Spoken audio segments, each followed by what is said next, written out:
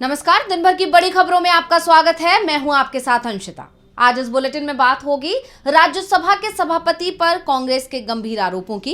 EVM पर supreme court में सुनवाई की। जानेंगे दिल्ली में आपके निशाने पर क्यों आया चुनाव आयोग। राहुल गांधी ने मोदी सरकार पर अब लगाए कौन से आरोप। जानेंगे किसान आंदोलन से क्यों डरी मोदी सरकार। और बुलेटिन के आखिर में देखेंगे जाने माने कार्टूनिस्ट इरफान की किस खबर पर पड़ी तिरछी नजर। लेकिन दिन भर की तमाम बड़ी खबरों से पहले एक नजर आज की सुर्खियों पर। सुप्रीम कोर्ट से मनीष सिसोदिया को बड़ी राहत। हर हफ्ते की पेशी से मिली छूट। पहले हर सोमवार और गुरुवार को जांच अधिकारियों के आगे होना पड़ता था पेश। भारत के पूर्व राष्ट्रपति रामनाथ कोविंद ने वन नेशन वन इलेक्शन को बताया गेम चेंजर। इस बिल के आने से बढ़ेगी 1 से 1.5% देश की जीडीपी। महाराष्ट्र में मंत्रिमंडल विस्तार पर अभी भी फंसा हुआ है पेच। दिल्ली में महायुति की बैठक, मंत्रालयों को लेकर भी चर्चा। शेयर बाजार में तेजी, 16 अंकों की बढ़त के साथ 81,526 पर बंद हुआ सेंसेक्स। 31 अंकों की बढ़त के साथ 24,641 पर बंद हुआ निफ्टी। अब ये तो थी सुर्खियां, बात आज की सबसे बड़ी खबर की। देश के इतिहास में पहली बार राज्यसभा के सभापति के खिलाफ विपक्ष अविश्वास प्रस्ताव लाया है। जगदीप धनखड़ पर आरोप लगाए हैं कि वो सभापति के रूप में अपने कर्तव्यों का ईमानदारी से पालन नहीं कर रहे हैं। वो सत्ता पक्ष के हक में बात करते हैं। इंडिया ने धनखड़ पर गंभीर आरोप लगाए हैं। वहीं राहुल गांधी ने लोकसभा सभापति को खत लिखा है। तो संसद में कैसे बुरी तरह फंस गई है सरकार, देखिए ये रिपोर्ट। देश के इतिहास में पहली बार राज्यसभा के सभापति के खिलाफ अविश्वास प्रस्ताव का नोटिस दिया गया है। विपक्ष अविश्वास प्रस्ताव पर चर्चा की मांग कर रहा है, लेकिन अभी तक विपक्ष के नोटिस को ही स्वीकार नहीं किया गया। उल्टा सदन में विपक्ष की आवाज को दबाने की कोशिश हो रही है, जिसके चलते सदन की कार्रवाई नहीं चल पाई। बाद में इंडिया गठबंधन ने प्रेस कॉन्फ्रेंस की। कांग्रेस अध्यक्ष मल्लिकार्जुन खड़गे ने कहा कि सभापति राज्यसभा में स्कूल के हेडमास्टर की तरह व्यवहार करते हैं। विपक्ष का सांसद 5 मिनट भाषण दे तो वे उस पर 10 मिनट तक टिप्पणी करते हैं। सभापति सदन के अंदर प्रतिपक्ष के नेताओं को अपने विरोधी के तौर पर देखते हैं। सीनियर जूनियर कोई भी हो, विपक्षी नेताओं पर आपत्तिजनक टिप्पणी कर अपमानित करते हैं। उनके व्यवहार के कारण हम अविश्वास प्रस्ताव लाने के लिए मजबूर हुए हैं। खड़गे ने कहा कि आमतौर पर तो विपक्ष चेयर से प्रोटेक्शन मांगता है, लेकिन धनखड़ कभी सरकार की शान में कसीदे पढ़ने लगते हैं, कभी खुद को राष्ट्रीय स्वयंसेवक संघ का एकलव्य बताते हैं। ऐसे में विपक्ष की कौन सुनेगा। दूसरी तरफ विपक्ष के नेता राहुल गांधी लोकसभा अध्यक्ष ओम बिरला से मिले और उन्होंने बीजेपी सांसद निशिकांत दुबे की अपमानजनक टिप्पणियों को सदन की कार्रवाई से निकालने को कहा। राहुल ने कहा कि निशिकांत के आरोप निंदनीय है। इसके साथ ही उन्होंने कहा कि विपक्ष चाहता है कि सदन चले। हम चाहते हैं कि 13 दिसंबर को संविधान पर चर्चा हो, जो पहले से तय था। मोदी सरकार अदानी पर घिरी हुई है और वो इस पर बात नहीं करना चाहती, इसलिए मुद्दे से भटका रही है और सदन की कार्रवाई नहीं चलने दे रही है। राहुल ने ये भी साफ कर दिया कि विपक्ष अदानी के मुद्दे को नहीं छोड़ेगा। साफ है, विपक्ष सदन चलाना चाहता है, लेकिन सरकार विपक्ष के मुद्दों को दबाने के लिए सदन से दूर भागती दिख रही है। सभापति के खिलाफ लाए गए अविश्वास प्रस्ताव को भी लटकाने की कोशिश हो रही है, लेकिन इंडिया गठबंधन ने साफ कर दिया है कि अगर इस सत्र में उनके प्रस्ताव को स्वीकार नहीं किया गया तो विपक्ष अविश्वास प्रस्ताव को संसद के बजट सत्र में लेकर आएगा।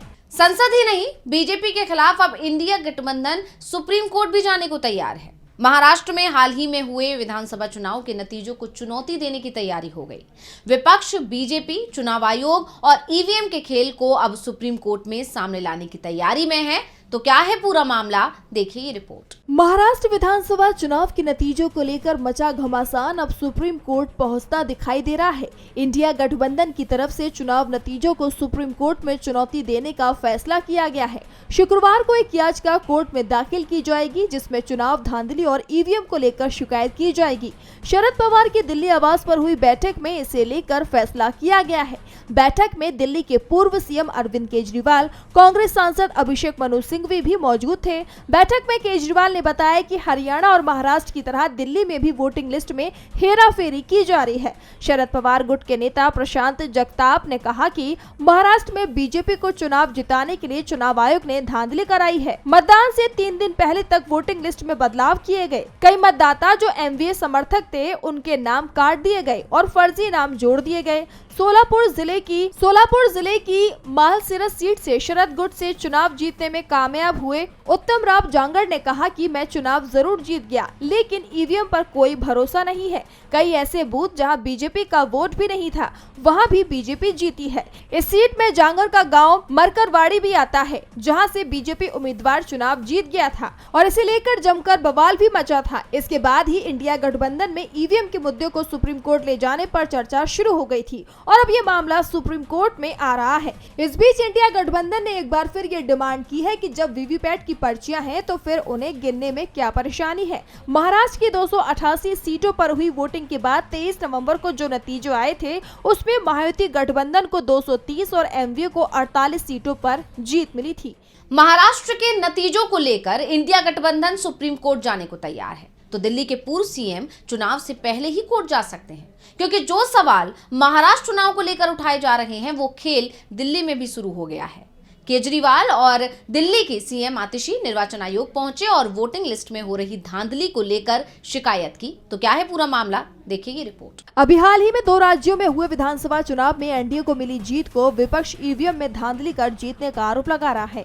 इस बीच दिल्ली विधानसभा चुनाव से पहले बीजेपी पर मतदाता सूची में धांधली करने के आरोप लग रहे हैं और एक बार फिर आम आदमी पार्टी ने पीसी कर बीजेपी पर गंभीर आरोप लगाए हैं। आप के वरिष्ठ नेता मनीष सिसोदिया ने दावा किया कि दिल्ली के 7 विधानसभा क्षेत्रों में बीजेपी ने मतदाताओं के वोट कटवाने के लिए चुनाव आयोग पर दबाव डाला है। इसके सबूत हमारे पास हैं। आपकी पीसी में सिसोदिया के साथ आप से राज्यसभा सांसद राघव चड्ढा ने आरोप लगाया कि 29 अक्टूबर से अब तक दिल्ली के 7 विधानसभा क्षेत्रों में 22,649 वोट काटने के आवेदन चुनाव आयोग को मिले हैं। इनमें से कई आवेदन बीजेपी के कार्यकर्ताओं ने दिए हैं। उदाहरण के तौर पर जनकपुरी विधानसभा में 24 लोगों ने कुल 4,874 आवेदन किए, जो सभी बीजेपी से जुड़े हुए बताए जा रहे हैं, जबकि चुनाव आयोग के नियमों के अनुसार एक व्यक्ति एक दिन में 10 से ज्यादा आवेदन नहीं कर सकता है, लेकिन यहाँ सैकड़ों आवेदन एक ही दिन में किए गए हैं।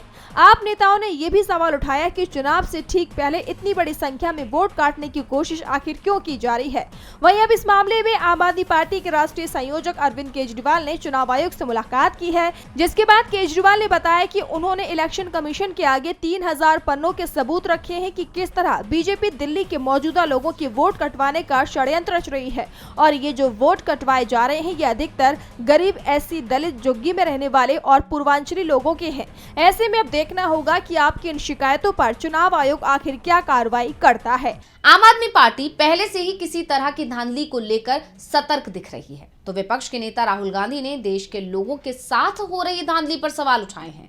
राहुल गांधी ने कहा कि मोदी सरकार ने सरकारी बैंकों को निजी फाइनेंसर में बदल दिया है, जो सिर्फ उद्योगपति को ही फायदा पहुंचाने का काम कर रही है। तो क्या कहा राहुल ने, देखिए ये रिपोर्ट। नेता प्रतिपक्ष और कांग्रेस सांसद राहुल गांधी ने मोदी सरकार पर पब्लिक सेक्टर बैंकों के दुरुपयोग का गंभीर आरोप लगाया है।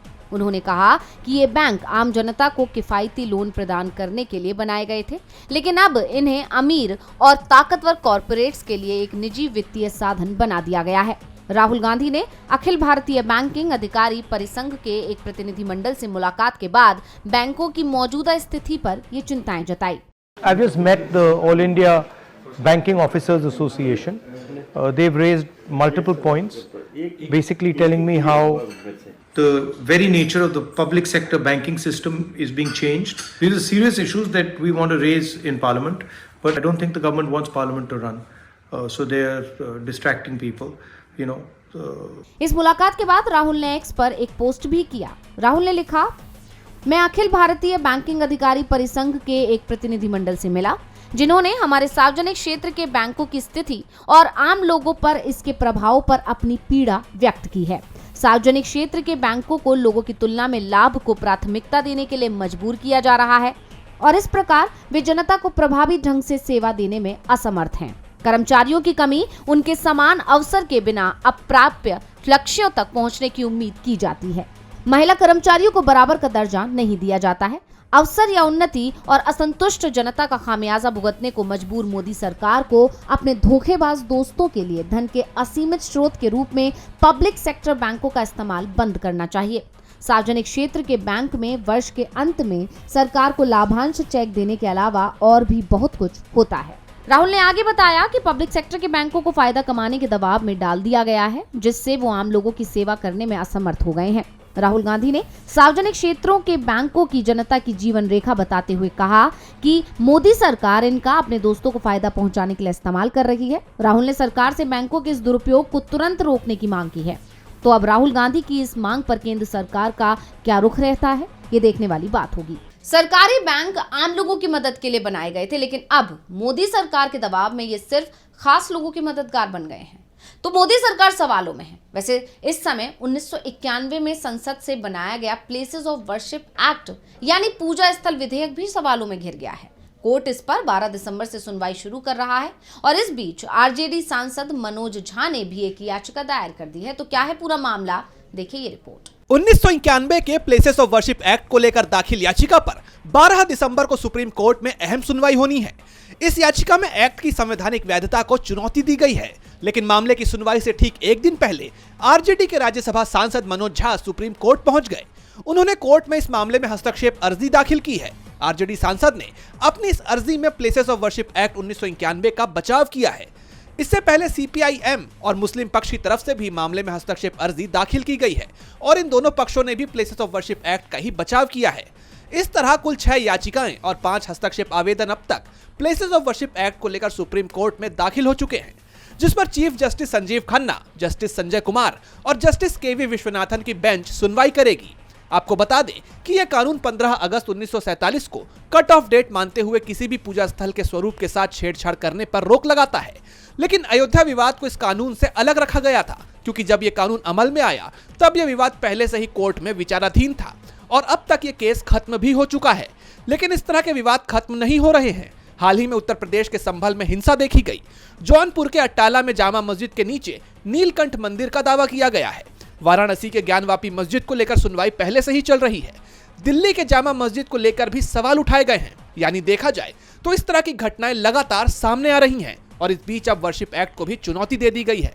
ऐसे में अब सुप्रीम कोर्ट का इस पर क्या फैसला आता है, ये देखने वाली बात होगी। अब वर्शिप एक्ट पर सुप्रीम कोर्ट का फैसला कई बड़े टकराव को शांत कर सकता है या फिर नए टकरावों को जन्म भी दे सकता है। वैसे सरकार पर भी इस समय सभी की नजर है कि वो किसानों के साथ टकराव को जारी रखेगी या फिर किसानों की मांग को स्वीकार करेगी। फिलहाल तो सरकार टकराव की राह पर ही दिखाई दे रही है। इस बीच किसानों ने सरकार पर डिजिटल स्ट्राइक का आरोप भी लगा दिया है। देखिए ये रिपोर्ट। हरियाणा पंजाब के शंभू बॉर्डर पर पिछले 10 महीनों से प्रदर्शन कर रहे किसानों ने एक बार फिर दिल्ली कूच का ऐलान किया है। किसान 14 दिसंबर को एक बार फिर दिल्ली में कूच करेंगे। इस बीच किसानों का आरोप है कि उनके आंदोलन से घबराई मोदी सरकार अब उनके सोशल मीडिया अकाउंट पर पाबंदी लगा रही है। किसान नेता तेजवीर सिंह ने कहा कि वे अपने फेसबुक पेज पर पोस्ट डाल रहे हैं, लेकिन वो अपलोड नहीं हो पा रही है। तब उन्हें पता लगा कि फेसबुक पेज बंद हो गया है। इसके साथ भारतीय किसान यूनियन शहीद भगत सिंह का पेज बंद हुआ है। किसानों का कहना है कि केंद्र सरकार ये सब करवा रही है, क्योंकि इससे एक दिन पहले ही हमने लोगों से कहा था कि वे किसानों के समर्थन में सोशल मीडिया पर पोस्ट शेयर करें। इसी के साथ किसानों के पंडाल से करीब 500 मीटर की दूरी पर पुल पर बनाए गए शेड को हरियाणा पुलिस मजबूत कर रही है। छत के ऊपर लोहे के एंगल लगाए गए हैं ताकि कोई ऊपर न चढ़ पाए, क्योंकि इसी जगह से 8 दिसंबर को पुलिस ने किसानों पर आंसू गैस के गोले छोड़े थे। बता दें कि पिछले 10 महीने से किसान अपनी कई मांगों को लेकर हरियाणा पंजाब के शंभू बॉर्डर पर डटे हुए हैं, लेकिन इसके बाद भी केंद्र सरकार उनकी मांगों को पूरा नहीं कर रही है, जिस पर विपक्ष लगातार हमलावर है। तो अब किसान आंदोलन को दबाने की कोशिश हो रही है, तो दूसरी तरफ बांग्लादेश में भी अल्पसंख्यकों को दबाने की कोशिश चल रही है। यूनुस सरकार ने पहली बार हिंदुओं पर हमले की बात को स्वीकार किया है, तो साथ ही भारत के साथ रिश्तों को बांग्लादेश और कमजोर करने की कोशिश कर रहा है। भारत बांग्लादेश के बीच का तनाव और बढ़ता दिखाई दे रहा है। बांग्लादेश में भारत के खिलाफ प्रदर्शन तेज हो गए हैं। अब पूर्व प्रधानमंत्री खालिदा जिया की party Bangladesh nationalist party BNP ने भारत के त्रिपुरा बॉर्डर तक लॉन्ग मार्च निकाला है। त्रिपुरा चली अभियान नाम से निकाले गए इस लॉन्ग मार्च की शुरुआत 11 दिसंबर को सुबह 9 बजे ढाका के नया पलटन से की गई।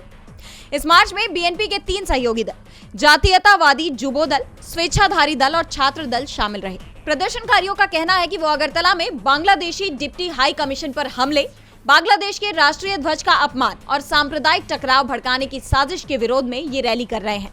हालात को देखते हुए भारत भी अलर्ट मोड पर है। सीमा पर सुरक्षा व्यवस्था कड़ी कर दी गई है।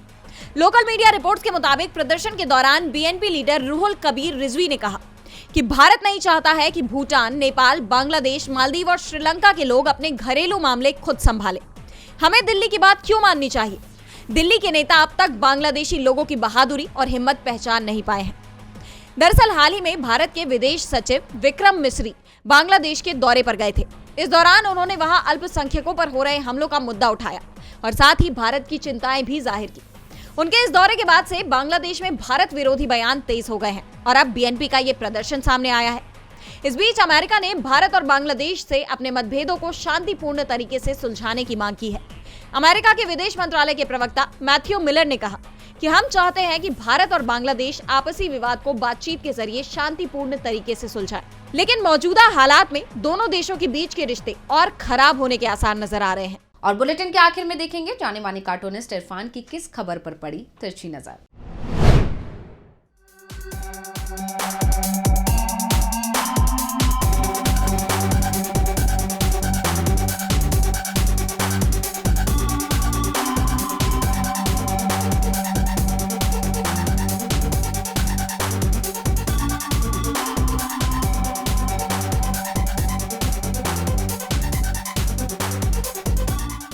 बीजेपी के पास अपोजिशन से निपटने के लिए बहुत सारे हथियार हैं, वो उनका इस्तेमाल वक्त वक्त पर किया करती है।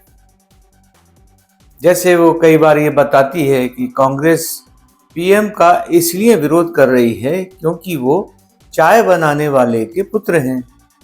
कोई आदिवासी होता है तो उसको कहते हैं कि ये आदिवासी का पुत्र है इसलिए विरोध कर रही है। कोई दलित होता है तो कहती है कि क्योंकि ये दलित है इसलिए कांग्रेस उसका विरोध कर रही है। अब इस समय जब धनखड़ जी की बात आ रही है तो उनको लेकर के कहा जा रहा है क्योंकि वो एक किसान के बेटे हैं इसलिए कांग्रेस उनका विरोध कर रही है। उनके खिलाफ इम्पीचमेंट, उनके खिलाफ अविश्वास प्रस्ताव लेकर आ रही है। अरे भाई, अगर धनखड़ जी इसी तरह से किसान के बेटे होते तो उनके राज में क्या सैकड़ों किसानों की मौत हो जाती और अभी भी उनके ऊपर अत्याचार जारी रहते।